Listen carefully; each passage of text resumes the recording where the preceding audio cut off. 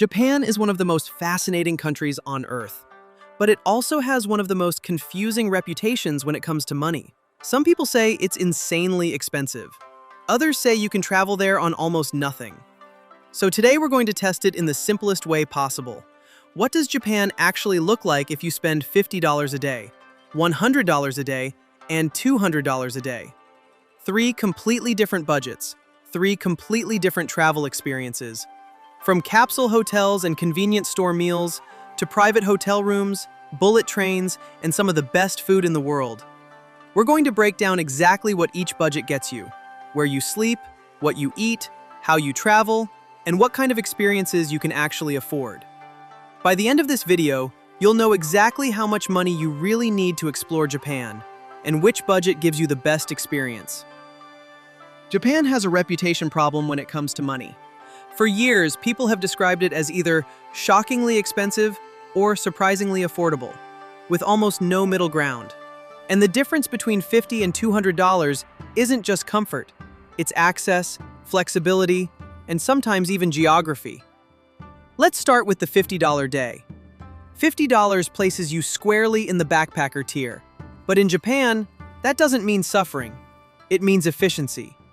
Accommodation will be your biggest factor. And at this budget, you're realistically choosing between hostels and capsule hotels. In Tokyo, Osaka, or Kyoto, dorm beds typically range between 2,500 and 3,500 yen per night. In smaller cities, you might find options closer to 2,000 yen. Capsule hotels often sit in a similar range, offering you a compact but private sleeping pod. Bathrooms are shared, space is minimal, and luggage storage can be tight. Japan's budget stays are often cleaner and more organized than mid-range options in other countries. Still, privacy is limited. If you value silence, room to spread out, or private bathrooms, $50 a day requires compromise. Food at the $50 level is where Japan becomes surprisingly generous. You are not eating instant noodles unless you want to. Convenience stores, 7-Eleven, Lawson, Family Mart, are cultural institutions here. A fresh onigiri rice ball costs around 120 to 180 yen.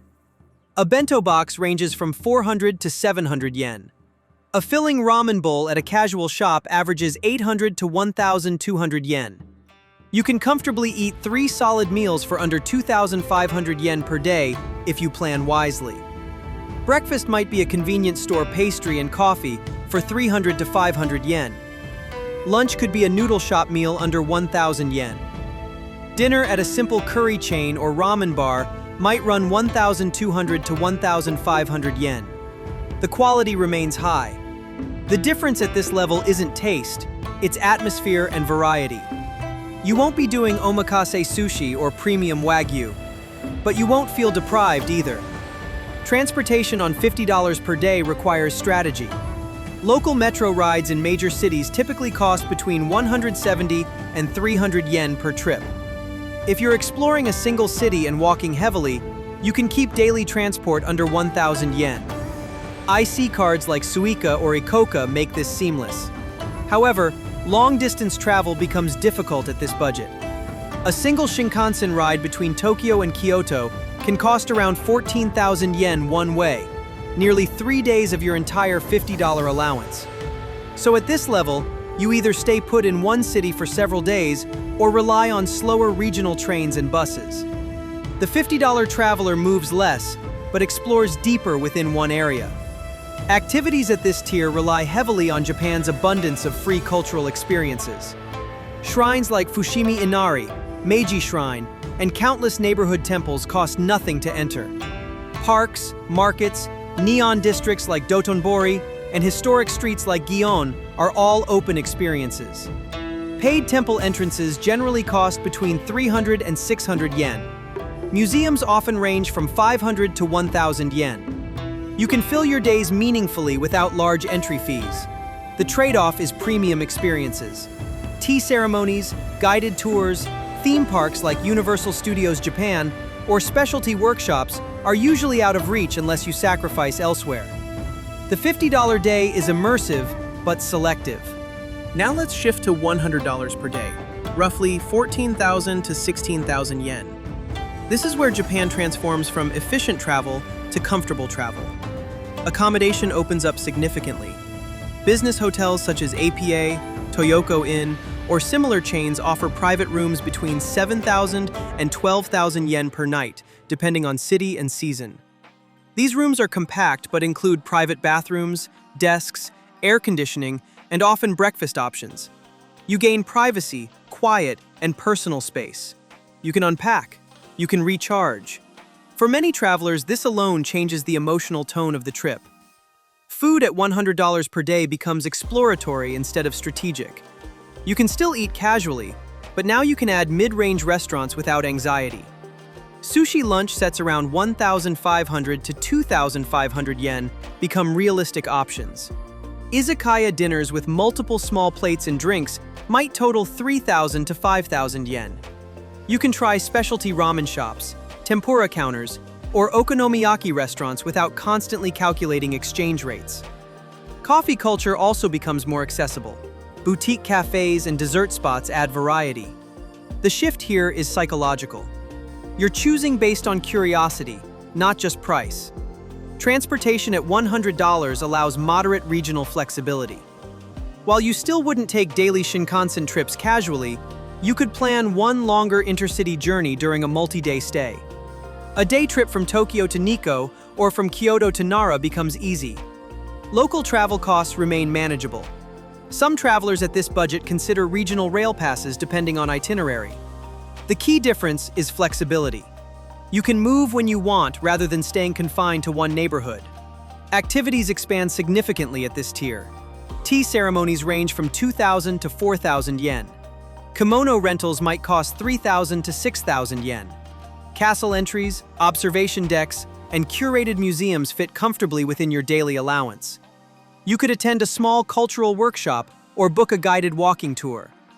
Theme park visits become possible if planned carefully. $100 per day doesn't feel luxurious, but it feels complete. You are experiencing Japan as both a traveler and a participant. Now we reach the $200 day, approximately 30,000 yen. This is where Japan becomes curated rather than navigated. Accommodation options include upscale hotels in central districts or traditional ryokan stays with tatami floors and futon bedding. Some ryokan packages include kaiseki multi-course dinners and breakfast, which alone can justify much of the cost. Boutique hotels in Tokyo neighborhoods like Shinjuku, Ginza, or Shibuya become accessible. You're no longer adjusting your expectations, you're selecting your ambiance. Food at $200 per day enters experiential territory. High-quality omakase sushi dinners may start around 10,000 yen and climb from there. Wagyu specialty restaurants, premium tempura counters, and seasonal tasting menus become options. You might enjoy curated sake tastings or specialty dessert bars. Dining shifts from "where can I eat" to "what kind of experience do I want tonight?" The culinary ceiling in Japan is extremely high, and this budget lets you reach toward it. Transportation becomes effortless. Shinkansen travel between major cities fits within daily planning. Taxis for convenience are affordable within this budget. Airport transfers, luggage forwarding services, and flexible itinerary changes become stress-free decisions. Time becomes more valuable than saving a few thousand yen.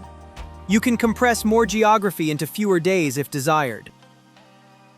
Activities at this level include guided Mount Fuji excursions, private cultural workshops, sumo tournament tickets when in season, onsen spa experiences, or exclusive themed cafes. You can reserve experiences rather than waiting in lines. You can prioritize uniqueness over cost efficiency. Japan's premium layer becomes accessible. The most important insight from comparing $50, $100, and $200 per day in Japan is that the base quality of the country remains high at every tier. Safety, cleanliness, infrastructure, and food standards are consistently strong. The difference is not survival versus luxury, it's autonomy. At $50, you must plan tightly. At $100, you balance. At $200, you customize. Another critical factor is seasonality. Cherry blossom season in spring and peak autumn foliage in November push accommodation prices upward. A hostel bed that costs 2,500 yen in January may cost 4,000 yen in April. Business hotels can double during peak tourism windows. Your daily tier may shift depending on when you travel. Additionally, major cities like Tokyo and Kyoto trend higher than regional cities like Kanazawa, Hiroshima, or Fukuoka. Choosing less saturated destinations can effectively upgrade your experience without increasing budget. Exchange rates also matter. A favorable dollar to yen rate increases purchasing power noticeably. In recent years, currency shifts have made Japan comparatively more affordable for many Western travelers than it was a decade ago. Monitoring rates before booking can influence whether your trip feels like a $50 or $70 equivalent day. It's also worth noting that Japan rewards slow travel. The cost structure heavily favors staying longer in one place rather than jumping cities daily. Accommodation discounts increase with consecutive nights. Transportation costs drop when you avoid frequent long-distance trains. The $50 traveler benefits the most from this approach, but even the $200 traveler will find deeper immersion by reducing constant movement. Ultimately, the choice between $50, $100, and $200 per day depends less on affordability and more on intention. Are you traveling to see Japan efficiently? To experience it comfortably? Or to curate unforgettable highlights? The country supports all three strategies exceptionally well. Unlike destinations where low budgets drastically reduce safety or quality, Japan maintains structural excellence at every level. So what do you get in Japan for $50 per day? You get discipline, simplicity, and surprising culinary satisfaction. For $100 per day, you get balance, privacy, and cultural depth. For $200 per day, you get flexibility, curated experiences, and culinary elevation. Japan doesn't force you into one category. It scales with you. And that's what makes it such a powerful case study for cost architecture.